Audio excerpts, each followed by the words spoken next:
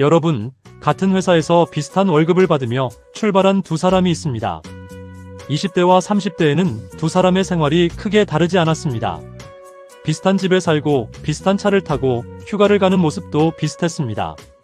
그런데 40대가 되면서 상황이 달라지기 시작합니다. 한 사람은 대출이 줄어들고 투자 자산이 늘어나는 반면 다른 사람은 월급이 올랐는데도 카드값과 대출이자를 걱정합니다. 왜 이런 차이가 생기는 걸까요? 단순히 연봉이 달라서일까요? 물론 소득도 중요합니다. 하지만 40대부터 자산 격차를 크게 벌리는 것은 연봉보다 오랜 시간 반복해온 작은 습관입니다. 오늘은 40대부터 자산 격차가 벌어지는 결정적 습관 7가지를 알아보겠습니다. 이 영상의 마지막에는 지금 당장 시작할 수 있는 현실적인 자산 관리 방법도 알려드리겠습니다. 첫 번째 습관은 생활 수준을 소득보다 먼저 올리는 것입니다. 월급이 300만원일 때는 300만원에 맞춰 살고 월급이 400만원이 되면 생활비도 400만원에 맞춰집니다. 소득이 오르면 더 좋은 집으로 옮기고 싶고 차를 바꾸고 싶고 외식과 여행의 수준도 높이고 싶어집니다. 문제는 한번 높아진 생활 수준은 다시 낮추기가 매우 어렵다는 것입니다. 더 큰 집은 더 많은 관리비와 대출이자를 만들고 비싼 자동차는 할부금과 보험료, 유지비를 함께 늘립니다. 결국 소득은 증가했지만 자유롭게 사용할 수 있는 돈은 오히려 줄어들 수 있습니다. 자산이 늘어나는 사람은 소득이 올랐을 때 생활 수준부터 높이지 않습니다. 먼저 저축과 투자 금액을 올린 뒤 남은 범위 안에서 생활합니다. 월급이 30만원 올랐다면 30만원을 모두 소비에 쓰는 것이 아니라 최소한 절반이라도 투자 금액에 추가하는 것입니다.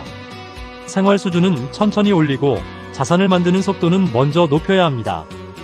두 번째 습관은 남는 돈을 투자하려고 하는 것입니다. 많은 사람이 이렇게 말합니다. 이번 달 생활비를 쓰고 돈이 남으면 투자해야지. 하지만 생활비를 모두 사용한 뒤 돈이 남는 달은 생각보다 많지 않습니다. 예상하지 못한 모임이 생기고 자동차 수리비가 나오고 자녀 교육비와 병원비가 발생합니다. 그래서 투자는 항상 다음 달로 미뤄집니다. 자산이 늘어나는 사람은 순서를 반대로 합니다. 월급이 들어오자마자 일정 금액을 저축하거나 투자하고 남은 돈으로 한 달을 생활합니다. 투자를 의지에 맡기는 것이 아니라 자동이체라는 시스템에 맡기는 것입니다. 금액이 크지 않아도 괜찮습니다. 월급의 5%로 시작했다면 6%, 7%, 8%로 조금씩 높여갈 수 있습니다.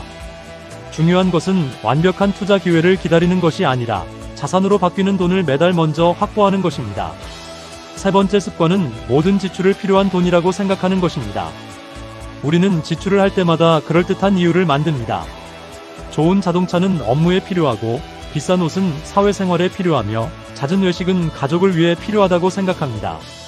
자녀 교육비는 줄일 수 없고 각종 구독 서비스도 모두 필요한 것처럼 느껴집니다. 물론 정말 필요한 지출도 있습니다. 하지만 필요한 지출과 익숙해진 지출은 다릅니다. 자산이 늘어나는 사람은 지출을 세 가지로 나눠서 봅니다.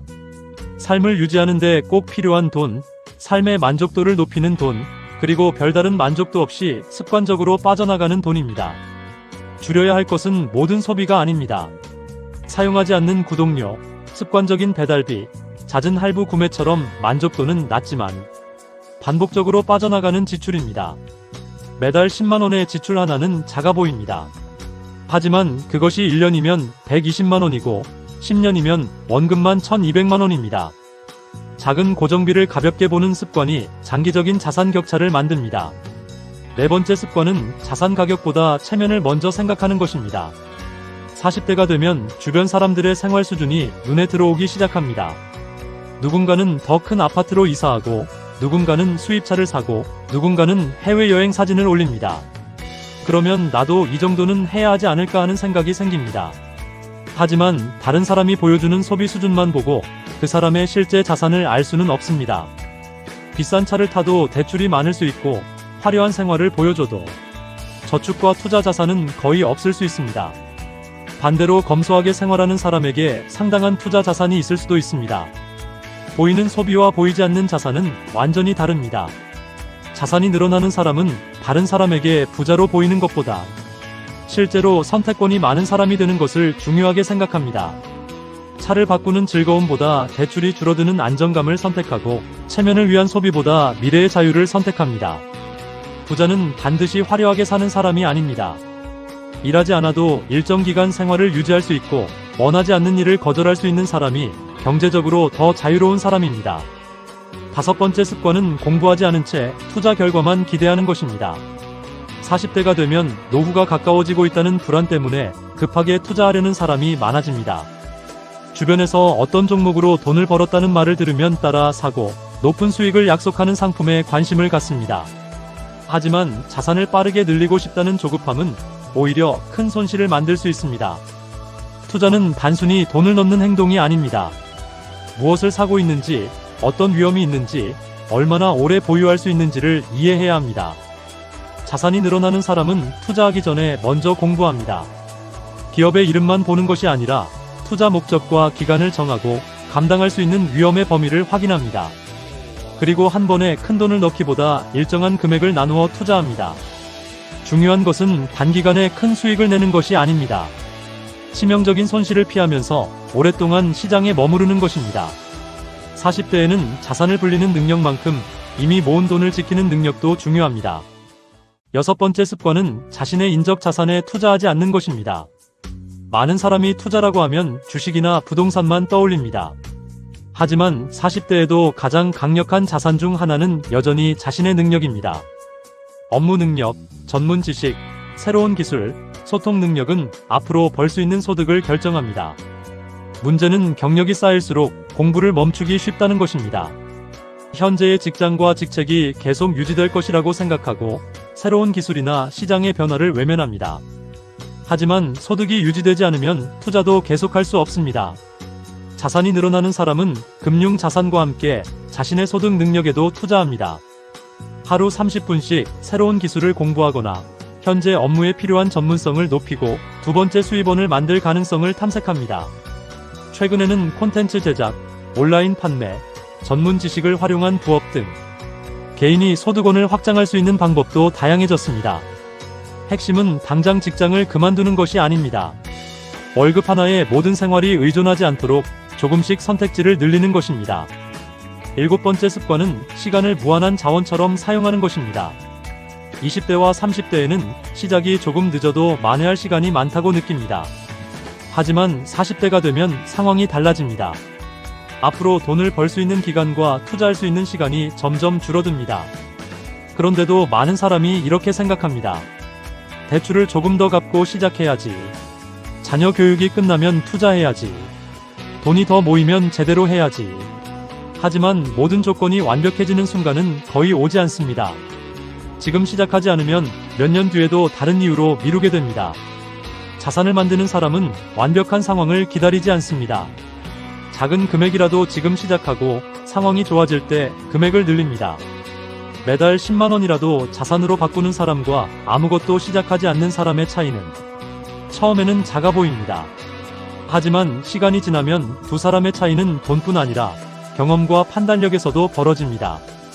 먼저 시작한 사람은 시장의 상승과 하락을 경험하면서 자신만의 투자 원칙을 만듭니다. 늦게 시작한 사람은 시간이 부족하다는 불안 때문에 더 큰 위험을 감수하기 쉽습니다. 결국 자산 격차는 어느 날 갑자기 벌어지는 것이 아닙니다. 소득이 올랐을 때 무엇을 먼저 늘렸는지, 월급날 어떤 돈을 먼저 떼어놓았는지, 남의 시선보다 자신의 자산을 중요하게 생각했는지에 따라 조금씩 벌어집니다. 그렇다면 지금부터 무엇을 해야 할까요? 복잡하게 시작할 필요는 없습니다.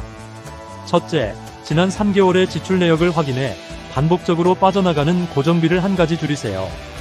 둘째, 월급날 자동으로 빠져나가는 저축이나 투자 금액을 설정하세요. 처음에는 부담되지 않는 금액으로 시작해도 됩니다. 셋째, 소득이 오를 때마다 증가분의 일정 비율을 투자에 추가하세요. 넷째, 일주일에 최소 한 번은 돈과 투자에 대해 공부하는 시간을 정하세요. 다섯째, 현재의 직업 외에 앞으로 만들 수 있는 두 번째 소득원을 한 가지씩 준비하세요. 이 5가지를 한꺼번에 완벽하게 할 필요는 없습니다. 이번 달에는 자동이체 하나를 만들고 다음 달에는 사용하지 않는 구독 서비스 하나를 해지하는 것부터 시작하면 됩니다. 자산을 만드는 사람은 특별한 비밀을 알고 있는 사람이 아닙니다. 작은 행동을 먼저 시작하고 그 행동을 오랫동안 반복한 사람입니다.